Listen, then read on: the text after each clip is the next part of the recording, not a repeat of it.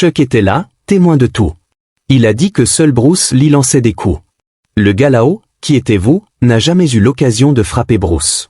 Dans le monde des arts martiaux, peu de noms sont aussi légendaires que celui de Bruce Lee. Et peu d'histoires sont aussi controversées que sa brève rencontre avec Vic Moore.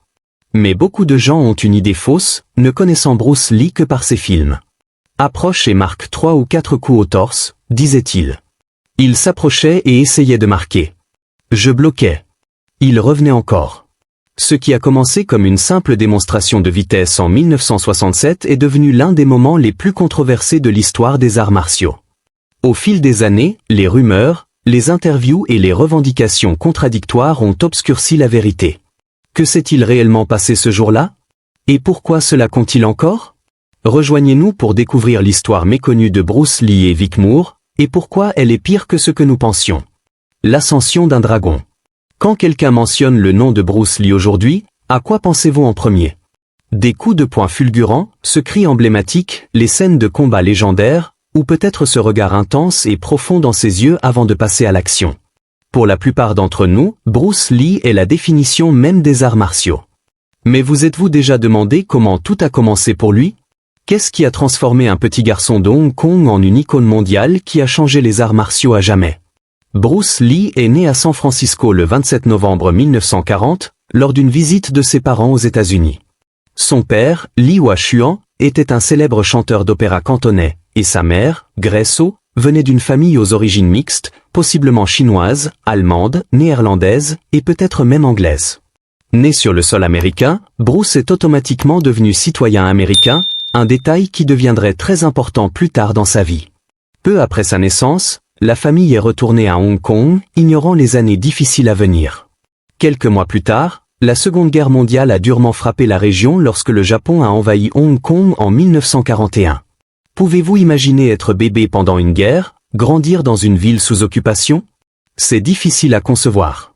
Malgré ses premières années difficiles, Bruce s'est retrouvé devant une caméra avant même de savoir parler.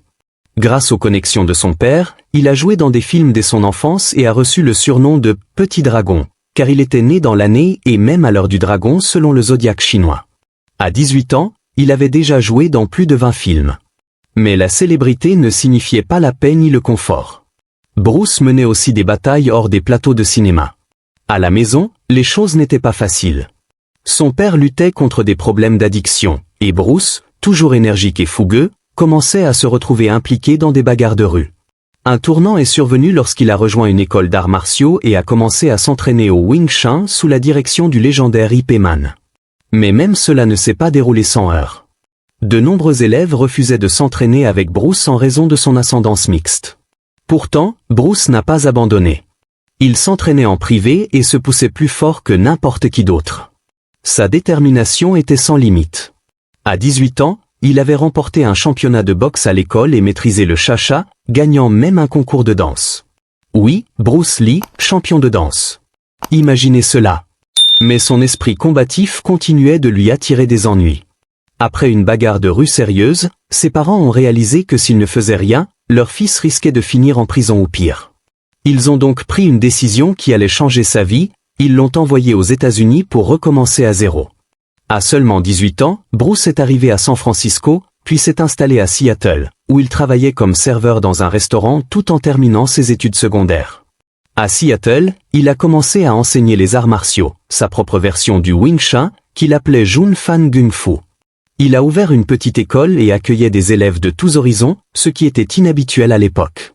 La plupart des artistes martiaux chinois n'enseignaient pas au nom chinois. Bruce ignorait ses limites. Plus tard, il s'est installé à Auckland et a ouvert une autre école avec James Yam Lee. C'est là, lors d'une exposition d'arts martiaux en 1964, que le célèbre coup de poing d'un pouce de Bruce a stupéfié le monde. Cet événement a également marqué le début de sa connexion avec Hollywood, qui le mènerait finalement à devenir la superstar mondiale que nous connaissons aujourd'hui. Le style unique des arts martiaux de Bruce Lee. Alors, voyons maintenant ce pourquoi Bruce Lee est vraiment connu, au-delà de ses films et de ses mouvements fulgurants. Pour comprendre véritablement Bruce Lee, il faut regarder plus loin que ses combats, examiner sa philosophie, son entraînement, et comment il a changé les arts martiaux pour toujours. Parce que Bruce n'était pas seulement un combattant ou un acteur. Il était un penseur, un créateur, un rebelle. Et l'art martial qu'il a créé, le Jeet Kune Do, reflétait exactement cela. Bruce Lee ne croyait pas en l'idée de s'en tenir à un seul style. En fait, il critiquait ouvertement les systèmes traditionnels d'arts martiaux pour leur rigidité et leur lenteur à évoluer. Il voulait un système rapide, réel et pratique dans un vrai combat, pas quelque chose qui semblait simplement beau dans les films ou qui suivait des règles anciennes. C'est pourquoi il a créé le Jeet Kune Do, qui signifie « la voie du point interceptant ». Le Jeet Kune Do n'était pas basé sur des formes ou des katas. Il se concentrait sur l'efficacité, frapper vite, frapper en premier, et mettre fin à un combat rapidement. Bruce croyait en l'utilisation de ce qui fonctionnait et en l'élimination de ce qui ne fonctionnait pas. Il a étudié le Wing Chun sous Ip Man et prenait au sérieux ses principes de combat rapproché. Mais il ne s'est pas arrêté là. Il s'est également entraîné à la boxe, au judo, au taekwondo, à l'escrime, à la lutte, à l'arni, et même à des techniques d'escrime occidentale. Son objectif, être prêt à affronter n'importe quel type d'adversaire. Lors de ses démonstrations, Bruce impressionnait les foules avec des techniques comme le coup de poing d'un pouce et les pompes sur 2 doigts. Il pouvait lancer une frappe puissante à partir de presque aucune distance, envoyant un homme adulte en arrière avec seulement 1 pouce de mouvement. Ce n'était pas de simples tours. C'était le résultat d'années d'entraînement, d'expérimentation et de compréhension du corps humain. Et Bruce ne frappait pas seulement vite. Il pensait vite. Il fut l'un des premiers artistes martiaux à étudier en profondeur le temps de réaction humain. Il a développé ce qu'il appelait le « coup précis ». Un coup rapide et non télégraphié, si rapide que la plupart des gens ne pouvaient pas le bloquer à temps. Il croyait qu'en combat réel, même une demi-seconde faisait toute la différence. Il était également fan du coup de pied oblique, qu'il appelait le coup d'arrêt. Ce mouvement défensif bas est devenu populaire des décennies plus tard en MMA. Il l'utilisait pour stopper un adversaire avant même que son attaque ne commence. Combinez cela avec des coups de pied latéraux, des coups de talon tournants, des balayages et un jeu de jambes inspiré de Muhammad Ali, et vous commencez à voir à quel point Bruce Lee était vraiment en avance sur son temps. Mais Bruce ne se limitait pas aux frappes. Il savait qu'un vrai combat pouvait se terminer au sol, alors il s'entraînait aussi au grappling. Il a appris les projections de judo, les clés de bras et les étranglements auprès d'experts comme Gene Lebel. Et bien qu'il n'aimât pas le grappling pour les films, cela ne semblait pas assez spectaculaire, il s'assurait de pouvoir l'utiliser dans la vraie vie. Vous pouvez même repérer des techniques de grappling dans ces scènes de combat, comme dans L'héritage du dragon, Ante the Dragon, et La fureur du dragon, The Way of the Dragon. Bruce croyait également qu'être un grand combattant signifiait être en excellente condition physique. Il s'entraînait comme un athlète professionnel, combinant musculation, cardio, étirement, et même des exercices utilisés par les lutteurs indiens. Il surveillait soigneusement son alimentation, évitait la malbouffe, et préparait même ses propres shakes protéinés. Il considérait son corps comme une machine et le traitait comme tel. Dans tout ce qu'il faisait, Bruce Lee brisait les règles. Il se fichait de l'origine d'une technique. Si elle fonctionnait, il l'utilisait. Il mêlait science, philosophie et combat dans quelque chose que le monde n'avait jamais vu auparavant. Ses élèves venaient de tous horizons. Acteur d'Hollywood, athlète de classe mondiale, champion d'arts martiaux. Il se moquait de la race, de la nationalité ou de l'origine. Il voulait simplement transmettre ce qu'il avait appris. Dan Inosanto, Chuck Norris, Karim Abdul-Jabbar, pour n'en nommer que quelques-uns, furent inspirés et entraînés par lui. Ainsi, Bruce Lee est devenu plus qu'un homme. Il est devenu un mouvement. Mais avec toute cette puissance, cette célébrité et cette innovation, vous devez vous demander, quel est le lien avec Vic Moore? L'histoire de Vic Moore. Parlons d'abord de Victor Moore, un homme avec une longue et complexe histoire dans le monde des arts martiaux.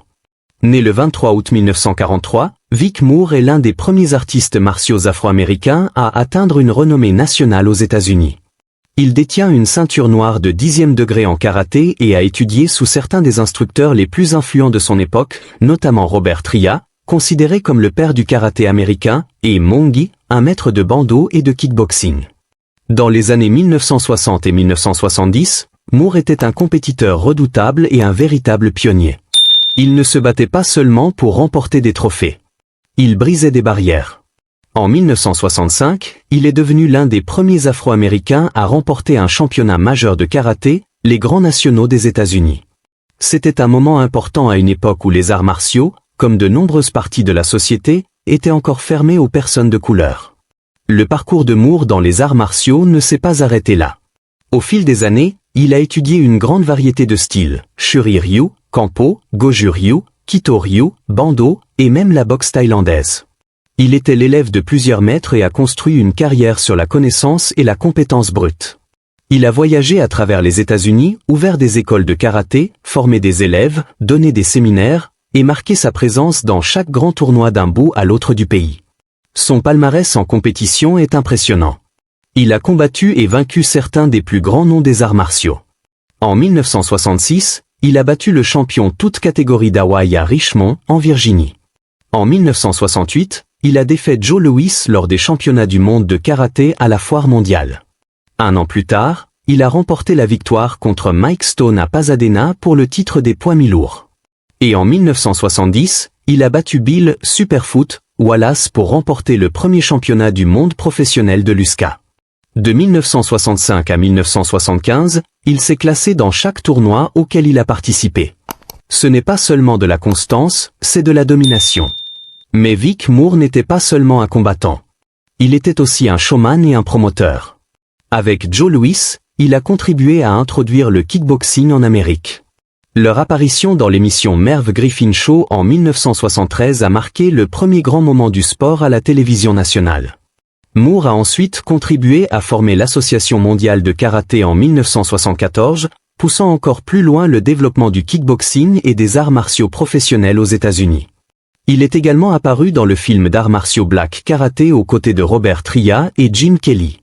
Son influence s'étendait au-delà des dojos et des tournois. Il façonnait la manière dont les arts martiaux étaient perçus par le public. Il a même aidé à développer le premier manuel d'entraînement pour les forces de l'ordre, un projet assigné par Robert Tria et créé aux côtés de Harold Long et Hulon Willis. Mais malgré tous ces accomplissements, l'héritage de Moore est souvent discuté avec une nuance. Beaucoup pensent qu'à la fin des années 1960, Vic Moore avait développé ce que certains appellent le complexe de Bruce Lee. En 1967, cette idée est devenue plus qu'une simple rumeur. Elle était visible dans la manière dont Moore se comparait à Lee, parlait de lui, et se positionnait sous les projecteurs. Alors que Bruce Lee devenait une icône mondiale grâce à son innovation et sa philosophie, Moore semblait vouloir rappeler au monde qu'il était lui aussi un nom puissant dans les arts martiaux. Certains disent que c'était de l'envie, d'autres que c'était simplement de la fierté. Quoi qu'il en soit, la tension entre les deux noms grandissait. Bruce Lee et Vic Moore à Long Beach. Et puis, les deux légendes se sont enfin rencontrées. C'était en août 1967 à Long Beach, en Californie, lors de l'un des événements d'arts martiaux les plus importants au monde, les championnats internationaux de karaté de Long Beach. Ce n'était pas n'importe quel tournoi. C'était le tournoi. Un lieu où des noms comme Chuck Norris, Joe Louis, Benny, Eugene Urquidé et Mike Stone se sont fait connaître. Mais cette année-là, quelque chose de spécial allait se produire. Un moment qui entrerait dans l'histoire des arts martiaux, bien que pas pour les raisons attendues. L'homme derrière l'événement n'était autre qu'Ed Parker, souvent appelé le père du Kampo karaté américain. Parker n'organisait pas simplement un autre concours d'arts martiaux. Il construisait un pont entre les arts martiaux traditionnels et une nouvelle génération de combattants. Son tournoi, qui fonctionnait à plein régime depuis 1964, réunissait des artistes martiaux du monde entier, champions, élèves, enseignants et légendes en devenir. En 1964, Parker avait présenté Bruce Lee à la communauté des arts martiaux américains avec une démonstration époustouflante. 3 ans plus tard, Bruce était de retour, plus affiné, plus confiant et beaucoup plus célèbre. Entre sa réputation grandissante à Hollywood et l'évolution de sa philosophie des arts martiaux, Lee était désormais une force avec laquelle il fallait compter. Pas seulement un performeur, mais un penseur, un révolutionnaire. La démonstration de 1967 n'était pas une question de médaille. Ce n'était pas un combat de tournoi. C'était une vitrine, une démonstration de vitesse, de compétence et de contrôle.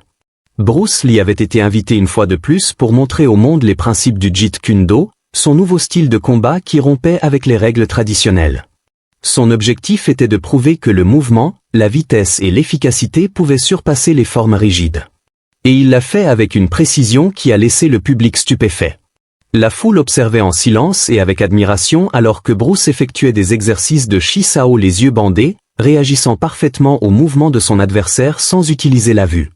Il a enchaîné avec plusieurs coups de poing d'1 pouce, des explosions de puissance à partir de seulement quelques centimètres, en voyant les volontaires trébucher en arrière, ressentant clairement l'impact. Mais le véritable moment fort de la journée restait à venir. Pour la partie suivante de la démonstration, Bruce s'est confronté à l'un des plus grands noms du karaté de l'époque, Victor Moore. Combattant respecté et champion, Vic Moore s'était forgé un nom avec des victoires sur des adversaires de haut niveau. Ce n'était pas un invité au hasard. C'était un artiste martial sérieux avec une longue liste de titres à son actif. Bruce Lee lui a demandé de participer à un exercice de vitesse. L'idée était simple, Bruce se tenait devant Vic et lançait des coups de poing rapides vers son visage. Le rôle de Moore était de les bloquer s'il le pouvait. Bruce annonçait quand il allait frapper. Ce n'était pas une question de puissance ou de combat. C'était une question de temps de réaction, de concentration et de vitesse. D'après ce que la plupart des gens ont vu, les coups de Bruce étaient trop rapides pour être arrêtés. Les images vidéo de l'événement le montrent se déplaçant comme l'éclair, sa main s'élançant vers le visage de Vic encore et encore. Moore essaie de bloquer, mais il est clair que Bruce touche la cible ou s'en approche si près qu'il n'y a presque aucune différence.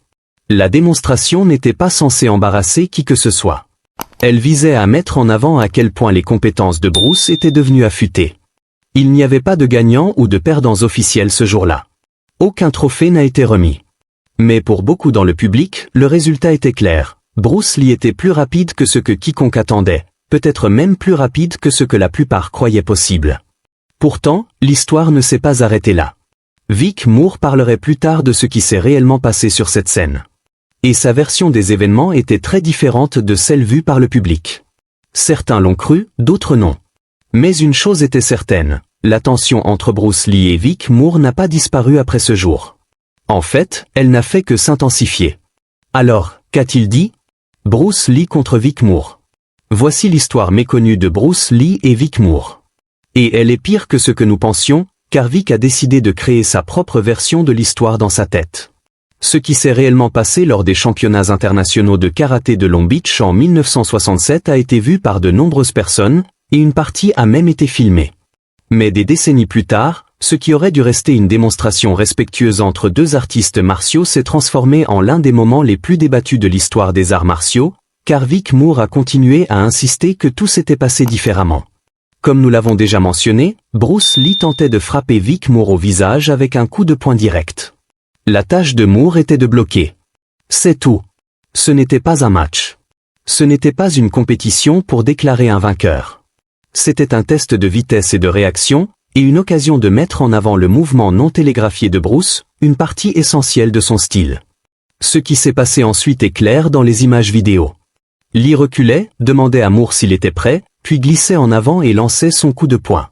Rapide, précis, contrôlé.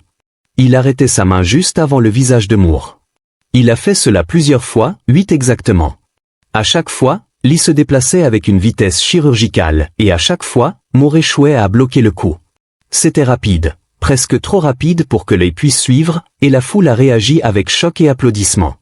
La technique de Bruce avait tenu ses promesses. Mais ensuite est venue la controverse. Des années plus tard, Vic Moore a commencé à partager une version très différente des événements, une version qui ne correspondait ni à ce que les témoins se rappelaient ni à ce que les images montraient. Dans plusieurs interviews, Moore a affirmé qu'il avait bloqué les coups de Bruce, pas seulement un ou deux, mais tous. Il est allé encore plus loin, déclarant qu'après les tentatives infructueuses de Bruce pour toucher, il avait renversé la situation et frappé Bruce 2 fois au torse. Selon Moore, Bruce ne l'avait pas vu venir. Et il ne s'est pas arrêté là. Moore a affirmé que Bruce Lee lui-même lui avait dit qu'il était l'Américain le plus rapide qu'il avait jamais vu, que Bruce avait reconnu ses compétences et même admiré. Il a continué en disant que son karaté traditionnel Shuri-Ryu et les techniques des champions noirs nationaux étaient supérieurs au Jeet Kune Do de Bruce. Il dépeignait l'image d'un Bruce Lee humble, légèrement embarrassé, qui venait d'être surpassé. Pour beaucoup, ce n'était pas seulement un combattant fier se remémorant d'anciennes gloires. C'était une réécriture de l'histoire. Le grand maître Chuck Sullivan, qui a assisté à l'événement de première main, a fermement nié les affirmations de Moore. Dans une interview vidéo désormais célèbre, Sullivan a clairement déclaré que Vic Moore n'avait pas bloqué les coups de Bruce et qu'il n'y avait jamais eu un moment où Moore avait porté des coups à Bruce. Dans cette interview, l'hôte de la chaîne YouTube Viking Samurai a appelé Moore en direct pour le confronter au témoignage de Sullivan. Moore n'a pas reculé. Il a répété sa version avec confiance et a même ajouté plus de drame, affirmant que Bruce Lee avait pleuré après parce qu'il ne pouvait pas arrêter les coups de Moore. Une affirmation que personne d'autre présent ne soutient et que beaucoup pensent franchir la ligne entre la fierté et la fiction. Pourquoi Moore dirait-il cela? Peut-être le croyait-il vraiment. Peut-être, avec le temps, le souvenir s'est transformé en quelque chose de plus flatteur. Ou peut-être, comme certains fans d'arts martiaux le suggèrent, Vic Moore avait développé ce qu'ils appellent « complexe de Bruce Lee », une frustration profonde face à la célébrité durable de Bruce et sa place en tant que visage des arts martiaux à travers le monde. Après tout, Moore était un véritable combattant de tournoi avec un palmarès prouvé dans le ring. Bruce, en revanche, n'avait jamais combattu dans le circuit des tournois aux États-Unis. Il était devenu une star grâce à ses films et sa philosophie. Cette différence entre une célébrité gagnée sous les projecteurs et celle acquise dans le dojo pourrait avoir laissé Moore se sentir négligé. Mais ce qui est clair, c'est ceci, la vidéo de 1967 ne ment pas. Elle montre Bruce Lee se déplaçant avec une vitesse et une grâce difficiles à égaler. Elle montre Vic Moore incapable de bloquer les coups. Et elle montre la foule réagissant à quelque chose qu'elle savait spécial. Ce moment aurait pu être retenu comme une rencontre respectueuse entre deux artistes martiaux talentueux.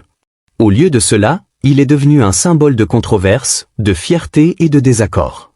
Le silence qui a suivi Bruce Lee. Nous ne saurons probablement jamais pourquoi Vic insiste encore dans les interviews sur le fait qu'il était meilleur que Bruce Lee et tente de se démarquer, même des décennies après cette brève démonstration de 1967. Certains pensent que la mort soudaine de Bruce a laissé un vide permettant à d'autres de créer leurs propres histoires, sans être contestés ni corrigés. Avec Bruce qui n'était plus là pour parler en son propre nom, le récit est resté grand ouvert. Et avec le temps, les mythes grandissent, les souvenirs changent, et parfois la fierté prend le dessus sur les faits. Mais n'oublions pas comment Bruce Lee nous a quittés. Le 20 juillet 1973, Bruce Lee était à Hong Kong, préparant un autre film avec l'acteur George Lazenby. Plus tôt ce jour-là, il avait travaillé avec le producteur Raymond Shaw sur le scénario de Game of Death. Plus tard, il a rendu visite à l'actrice Betty Ting Pei chez elle, où il a fait une sieste dont il ne s'est jamais réveillé. Il n'avait que 32 ans. Les médecins ont diagnostiqué un édème cérébral, un gonflement du cerveau. Cela s'était déjà produit une fois, quelques mois plus tôt, mais cette fois, ils n'ont pas pu le sauver. Il a été déclaré mort à son arrivée à l'hôpital Queen Elizabeth. Le monde était sous le choc. Bruce a été enterré à Seattle, aux côtés de son fils Brandon. Ses funérailles ont été suivies par des stars d'Hollywood et des amis proches des arts martiaux comme Steve McKean, James Coburn et Danny Innocento. Après sa mort, des projets inachevés comme Game of Death ont été reconstitués avec des doublures, des images d'archives et de nouveaux acteurs. Ce n'était pas pareil, mais les gens regardaient encore pour avoir un dernier aperçu de l'homme qu'ils admiraient. Sa légende n'a fait que grandir après son décès. Films, livres, documentaires, et même une série télévisée créée par sa fille ont perpétué son esprit. Mais avec Bruce parti, personne ne pouvait véritablement défendre son héritage en personne. Peut-être est-ce pourquoi l'histoire de Vic Moore a survécu si longtemps. Parce que l'homme qui aurait pu répondre n'était plus là. Avez-vous vu les images de la démonstration de vitesse de Bruce Lee avec Vic Moore en 1967? Qu'avez-vous remarqué? Dites-le nous dans les commentaires et abonnez-vous à notre chaîne pour plus de contenu.